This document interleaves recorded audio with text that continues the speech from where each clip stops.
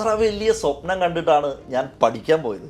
ഞാനിപ്പോൾ എന്താ ചെയ്തുകൊണ്ടിരിക്കുന്നത്? അപ്പോൾ നമ്മുടെ അംബാനിയുടെ വീട്ടിൽ ചെന്നിട്ട്, വീട്ടിലെന്ന് വെച്ചാൽ വീടിൻ്റെ ഗേറ്റിൻ്റെ ഫ്രണ്ടിലേ ചെല്ലട്ടെ, അതാ വീടിൻ്റെ അകത്തല്ല, ഒരു വ്യക്തിക്ക് ചെയ്യാൻ പറ്റുന്ന കേപ്പബിലിറ്റി എത്രത്തോളമാണോ അതിൽ നിന്ന് അവനെ എക്സ്ട്രാ ഒന്നുകൂടി പുഷ് ചെയ്യുമ്പോഴാണ് അവൻ്റെ നെക്സ്റ്റ് ലെവൽ ഗ്രോത്ത് സംഭവിക്കുക. ബിസിനസ് ഓണേഴ്സിൻ്റെ ഇമോഷൻ വേറെ ഏതൊരു ആൾക്കും മനസ്സിലാവില്ല. ഞാൻ ഏറ്റവും കൂടുതൽ വർക്ക് ചെയ്തിട്ടുള്ളത് നമ്മുടെ മലയാളി ബിസിനസ് ഓണേഴ്സുമായിട്ടാണ്.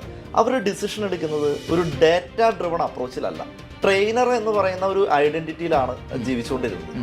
എന്ത് പഠിക്കാൻ കിട്ടിയാലും എല്ലാം പോയിരുന്ന് പഠിക്കലല്ല ബിസിനസ് ഓണറിന്റെ പണി. ഗോള് യഥാർത്ഥ ഗോളാവണമെങ്കിൽ, അച്ചീവബിൾ ആയിട്ടുള്ള ഗോളായി മാറണമെങ്കിൽ, അത് ബിസിനസ്സിലായിക്കോട്ടെ ലൈഫിലായിക്കോട്ടെ, എന്തൊക്കെയാണ് അതിനെ കോറായിട്ട് സ്വാധീനിക്കുന്ന ഘടകങ്ങൾ? അത് എന്തുകൊണ്ട് നമുക്ക് ക്രിയേറ്റ് ചെയ്യാൻ പറ്റുന്നു എന്ന് ചോദിച്ചാൽ നമുക്കൊരു ഫ്രെയിംവർക്ക് ഉണ്ട്. 11x 3D ഓപ്പറേറ്റിംഗ് സിസ്റ്റം എന്നുള്ളതാണ്. നമ്മുടെ ബിലീഫ് സിസ്റ്റത്തിനകത്ത് ഒരുപാട് ചലഞ്ചസ് ഉണ്ട്. യെസ്, സോ 11x കമ്പനി എന്നാണ് നമ്മുടെ കമ്പനിയുടെ പേര് അല്ലേ? അതെ അതെ. എന്താണ് ശരിക്കും 11x എന്ന് പറയുന്നതിലൂടെ മീൻ ചെയ്യുന്നത്? യെസ്, ഈ പലരും ചോദിക്കാറുള്ള ഒരു ചോദ്യമാണ് എന്താണ് 11x എന്നുള്ളത്. ആക്ച്വലി 11x എന്ന് പറഞ്ഞു കഴിഞ്ഞിട്ടുണ്ടെങ്കിൽ അതിൻ്റെ ഡയറക്റ്റ് മീനിങ് എന്ന് പറയുന്നത് തീർച്ചയായിട്ടും എക്സ് എന്ന് പറഞ്ഞാൽ നമ്മൾ മൾട്ടിപ്ലിക്കേഷൻ ആണ് ഉദ്ദേശിക്കുന്നത്. അപ്പോൾ അതുകൊണ്ട് തന്നെ 11x എന്ന് പറയുമ്പോൾ ഗ്രോത്ത് 11 മടങ്ങ് നമ്മളുമായി കണക്ട് ചെയ്യപ്പെടുന്ന ഏതൊരു ബിസിനസ് ഓണറിനെയും അല്ലെങ്കിൽ ഏതൊരു ഇൻഡിവിജ്വലിനെയും അവർ നിൽക്കുന്ന സ്റ്റേറ്റിൽ നിന്ന് ഗ്രോത്തിലേക്ക് കൊണ്ടുപോവുക എന്നുള്ളതാണ് ആ ഒരു 11x എന്നുകൊണ്ട് ഉദ്ദേശിക്കുന്നത്. പക്ഷേ അതിൻ്റെ ഒരു ബാക്ക് സ്റ്റോറി പറഞ്ഞാൽ ഇത്രയേ ഉള്ളൂ.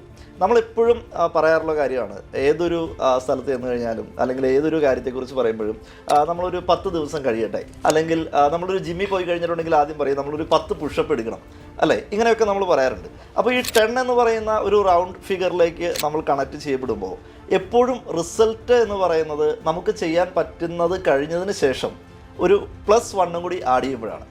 അപ്പോൾ 10+1 അതാണ് 11 എന്ന് ഉദ്ദേശിക്കുന്നത്. അതായത് എക്സ്ട്രാ മൈലാണ്.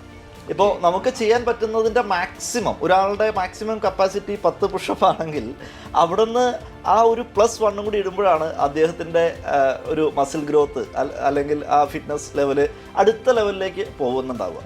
അതോടൊപ്പം തന്നെ ഒരു വ്യക്തിക്ക് ചെയ്യാൻ പറ്റുന്ന കേപ്പബിലിറ്റി എത്രത്തോളമാണോ അതിൽ നിന്ന് അവനെ എക്സ്ട്രാ ഒന്നുകൂടി പുഷ് ചെയ്യുമ്പോഴാണ് അവൻ്റെ നെക്സ്റ്റ് ലെവൽ ഗ്രോത്ത് സംഭവിക്കുക. അപ്പോൾ 10+1 ആണ് ആക്ച്വലി 11. എക്സ്ട്രാ മൈൽ, എക്സ്ട്രാ എഫോർട്സ് എന്നൊക്കെ നമുക്കതിനെ വിളിക്കാം.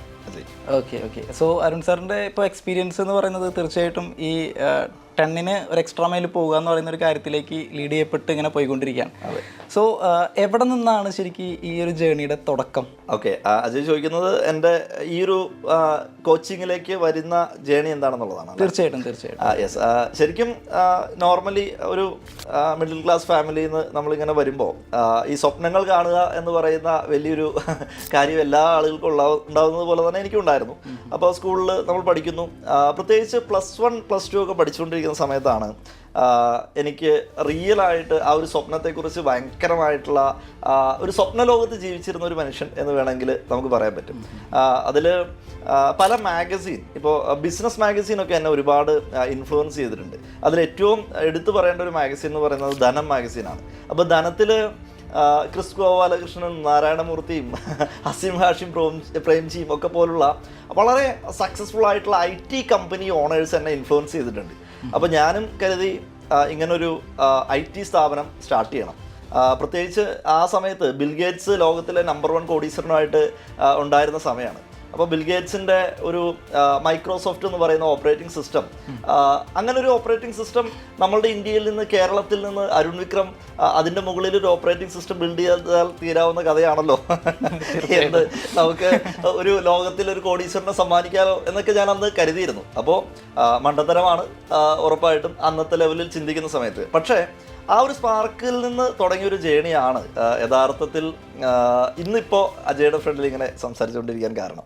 ഓക്കെ. അപ്പോൾ അതിനുള്ളിൽ ഏതൊക്കെ റോളിലൂടെ അരുൺ സാർ യഥാർത്ഥത്തിൽ കടന്നു പോയിട്ടുണ്ട്?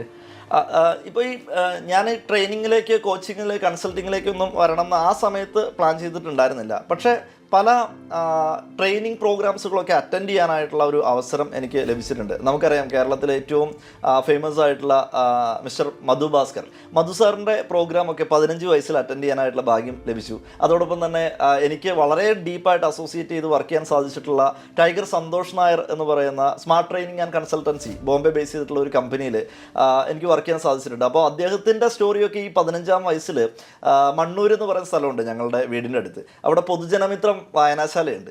അപ്പോൾ അദ്ദേഹം യുറേക്ക ഫോബ്സിലൊക്കെ വർക്ക് ചെയ്തിട്ടുള്ള സ്റ്റോറിയൊക്കെ അന്ന് ഞാൻ വായിച്ചിട്ടുണ്ട്. പക്ഷേ അന്നൊന്നും നമുക്ക് അറിയില്ല നമ്മൾ ഈ ഒരു ഇൻഡസ്ട്രിയിലേക്ക് കടന്നു വരുന്നു എന്നുള്ളതൊന്നും. അപ്പോൾ അതൊക്കെ നമുക്ക് തന്നിരിക്കുന്ന ഒരു വളരെ ഡെപ്തിലുള്ള ഒരു സ്പാർക്ക് ഒരു പക്ഷേ ലൈഫിൽ ഒരുപാട് അച്ചീവ് ചെയ്യണമെന്നുള്ളൊരു ആഗ്രഹം കൊണ്ട് എടുത്തിരുന്നു. അപ്പോൾ അവിടെ നിന്ന് ആ ജേണി തീർച്ചയായിട്ടും നേരത്തെ പറഞ്ഞ ബിൽഗേറ്റ്സിൻ്റെ സ്റ്റോറിയായിട്ട് കണക്ട് ചെയ്യുമ്പോൾ ഓപ്പറേറ്റിംഗ് സിസ്റ്റം ബിൽഡ് ചെയ്യാനായിട്ട് ഞാൻ +1 +2 കഴിഞ്ഞപ്പോൾ കമ്പ്യൂട്ടർ സയൻസ് എഞ്ചിനീയറിംഗ് പഠിക്കണമെന്ന് തീരുമാനിച്ചു. ഓക്കെ, അപ്പോൾ മാനേജ്മെൻറ്റ് സീറ്റിൽ കിട്ടാനുള്ള പോസിബിലിറ്റി കേരളത്തിൽ നോക്കി ഞാൻ. അപ്പോൾ അവിടെ മാത്സിന് എനിക്ക് ഒരു ചെറിയ പെർസെൻറ്റേജ് കുറവുണ്ടായിരുന്നു. അന്ന് കമ്പ്യൂട്ടർ സയൻസ് ഭയങ്കര ഡിമാൻഡുള്ള സമയമാണ്. അപ്പോൾ അതുകൊണ്ട് എനിക്ക് കേരളത്തിൽ കമ്പ്യൂട്ടർ സയൻസ് പഠിക്കാൻ പറ്റിയില്ല.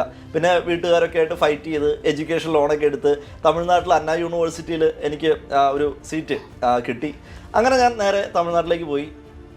അവിടെ നിന്ന് വളരെ ഡിഫറെൻ്റ് ആയിട്ടുള്ള ജേണി ആയിരുന്നു. കാരണം 6ാമത്തെ സെമസ്റ്ററിൽ പഠിക്കേണ്ട മൈക്രോസോഫ്റ്റ് എന്ന് പറയുന്ന ഒരു പ്രൊഡക്റ്റ് ബിൽഡ് ചെയ്യണമെങ്കിൽ ഓപ്പറേറ്റിംഗ് സിസ്റ്റം ബിൽഡ് ചെയ്യണം. അപ്പോൾ അതുകൊണ്ട് 6ാമത്തെ സെമസ്റ്ററിലെ സബ്ജക്റ്റ് ഓപ്പറേറ്റിംഗ് സിസ്റ്റം എന്ന് പറയുന്ന സബ്ജക്റ്റ് ഞാൻ ഫസ്റ്റ് സെമ്മിൽ പോയി ലൈബ്രറിയിൽ പോയിരുന്ന് വായിച്ച് പഠിക്കാനൊക്കെ തുടങ്ങി. അപ്പോൾ ആളുകൾ, പ്രത്യേകിച്ച് എൻ്റെ കൂടെയുള്ള ഫ്രണ്ട്സൊക്കെ ഒരു എന്താ പറയുക, നോർമൽ ആളെ പോലെ അല്ല കണ്ടിരുന്നത് സത്യത്തിൽ. ശരിക്കും പറഞ്ഞാൽ അത് അങ്ങനെ തന്നെയായിരുന്നു ലൈഫും പോയിട്ടുണ്ടായിരുന്നത്. കാരണം വളരെ പെട്ടെന്ന് ഞാൻ റിയലൈസേഷനിലേക്ക് വന്നു. നമുക്ക് ബിൽഗേറ്റ്സിനെ ബീറ്റ് ചെയ്യാൻ പോയിട്ട് എൻജിനീയറിംഗ് പഠനം കഴിഞ്ഞ് നല്ല ആഗ്രഹിക്കുന്ന ഒരു ജോലി കിട്ടുക, അല്ലെങ്കിൽ അതിലും ഏറ്റവും നല്ല ഹൈ പേയിങ് സാലറീഡ് ആയിട്ട് വർക്ക് ചെയ്യുക എന്നൊക്കെ പറയുന്നത് പോലും ഒരു വിദൂര സ്വപ്നമാണ് എന്നുള്ളത് എൻ്റെ സീനിയേഴ്സ് പഠിച്ചിറങ്ങിയ ആളുകളുടെ ലൈഫ് നോക്കിയപ്പോൾ എനിക്ക് മനസ്സിലായി. അപ്പോൾ ഞാൻ ടോട്ടലി കൺഫ്യൂസ്ഡ് ആയിട്ടുള്ളൊരു സ്റ്റേറ്റ് ആയിരുന്നു പഠന കാലഘട്ടം എന്ന് പറയുന്നത്. അപ്പോൾ അവിടുന്ന് ഞാൻ തീരുമാനിച്ചു, തീർച്ചയായിട്ടും ലൈഫിൽ നമ്മളൊരു മീഡിയോക്കറായിട്ട് നിന്നാൽ പോരാ, എന്തെങ്കിലുമൊക്കെ അച്ചീവ് ചെയ്യണം എന്നുള്ളൊരു ആഗ്രഹം ഉണ്ടായിരുന്നു. ഇപ്പോഴും ആ ജേണിയിൽ തന്നെയാണ് കേട്ടോ. ഇപ്പോൾ അജയോട് സംസാരിക്കുമ്പോഴും എന്താണ് ആ ജേണി ഇങ്ങനെ കണ്ടിന്യൂ ചെയ്തുകൊണ്ടിരിക്കുന്നു എന്നുള്ളത് തന്നെയാണ്. അപ്പോൾ അന്ന് ഞാൻ നോക്കിയ സമയത്ത് എങ്ങനെയാണ് ആളുകൾ രക്ഷപ്പെടുക എന്ന് ചിന്തിക്കുന്ന സമയത്ത് എനിക്ക് മനസ്സിലായി ഏറ്റവും കൂടുതൽ ആളുകൾ ബിസിനസ് ചെയ്തും അല്ലെങ്കിൽ സെയിൽസ് എന്ന് പറയുന്ന പ്രൊഫഷനിൽ നിന്നുകൊണ്ടും ഒക്കെയാണ് നമ്മൾ ഉദ്ദേശിക്കുന്ന ഇൻകത്തിലേക്ക് നമുക്ക് വരാനായിട്ട് പറ്റുക. എവിടെയോ ഏതോ ഒരു ബുക്ക് വായിച്ചപ്പോൾ എനിക്ക് തോന്നുന്നു ശിവകേരയുടെ ബുക്ക് എന്നെ ഒരുപാട് ഇൻഫ്ലുവൻസ് ചെയ്തിട്ടുണ്ട്. 2 ബുക്സ് ഉണ്ട് അദ്ദേഹത്തിന്, you can win and you can sell. ഈ 2 ബുക്കും ഞാൻ ഈ പഠന സമയത്ത് വായിച്ചിട്ടുണ്ടായിരുന്നു. അപ്പോൾ ഈ സെയിൽസ് എന്ന് പറയുന്ന ഒരു പ്രൊഫഷനോടുള്ള ഒരു താല്പര്യവും അതുപോലെ തന്നെ നമ്മുടെ ഉള്ളിലൊരു ഡ്രീമർ ഉണ്ടായിരുന്നത് കൊണ്ട്, സ്വപ്നം കാണാൻ ഇഷ്ടമായതുകൊണ്ട് ഞാൻ എന്നെ തന്നെ പുഷ് ചെയ്യുന്നൊരു സിറ്റുവേഷൻ ഉണ്ടായിരുന്നു. അങ്ങനെ സെക്കൻഡ് ഇയർ മുതൽ ഞാൻ തമിഴ്നാട്ടിൽ പാർട്ട് ടൈമായിട്ട് ഡയറക്റ്റ് സെല്ലിങ്, സെയിൽസ് എന്ന് പറയുന്ന ഒരു പ്രൊഫഷൻ കിട്ടുന്ന സമയത്ത് ചെയ്യാം എന്നുള്ളൊരു തീരുമാനം എടുത്തു. തമിഴ്നാട്ടിൽ അറിയാലോ, നമുക്ക് മലയാളം മാത്രം പഠിച്ച് അല്ലെങ്കിൽ സംസാരിച്ച് ഒരു നോർമൽ സ്കൂളിൽ പഠിച്ച് വളർന്ന ഒരാളെ സംബന്ധിച്ചിടത്തോളം തമിഴ്നാട്ടിൽ ചെന്നിട്ട് വേറെ ലാംഗ്വേജിൽ സംസാരിക്കുക എന്നൊക്കെ പറയുന്നത് ഭയങ്കര ബുദ്ധിമുട്ടുള്ളൊരു കാര്യമാണ്. ബട്ട് സ്റ്റിൽ നമ്മളെ പുഷ് ചെയ്തു. രാവിലെ 6 മണിക്കൊക്കെ എണീറ്റ് നമ്മുടെ ഡയറക്റ്റ് മാർക്കറ്റിങ്ങിൻ്റെ പാർട്ടായിട്ട് തമിഴിൻ്റെ ഡോറ് ചെന്ന് മുട്ടുമ്പോൾ വളരെ സിമ്പിളായിട്ട് ഈ കോളറിൽ പിടിച്ചിട്ട് തമിഴിനെ ഇറക്കി വിട്ട എക്സ്പീരിയൻസൊക്കെ തന്നെയാണ് നമുക്ക് ഈ തൊലിക്കെട്ടി എന്ന് പറയുന്നൊരു സംഗതി ഉണ്ടാക്കി തന്നത്. ഓക്കെ, അവിടുന്ന് തീർച്ചയായിട്ടും സെയിൽസ് വളരെ ഡെപ്തിൽ പഠിക്കാനായിട്ടുള്ള ഓപ്പർച്യൂണിറ്റി ഉണ്ടായിരുന്നു. ആ സമയത്തൊക്കെ ഞാൻ നമ്പർ ഓഫ് ബുക്സ് വായിക്കുമായിരുന്നു. ട്രെയിനിങ് പ്രോഗ്രാംസുകൾ തമിഴ്നാട്ടിൽ നിന്നും അറ്റൻഡ് ചെയ്തിട്ടുണ്ട്. ആ സമയത്ത് ഇങ്ങോട്ട് വരും, നമ്മുടെ കൊച്ചിക്ക് വന്നിട്ട് പല പ്രോഗ്രാംസുകളൊക്കെ അറ്റൻഡ് ചെയ്യായിരുന്നു. അപ്പോൾ അതൊക്കെ എൻ്റെ ലൈഫിൽ ഒരുപാട് ഇൻഫ്ലുവൻസ് ഉണ്ടാക്കിയിട്ടുണ്ട്.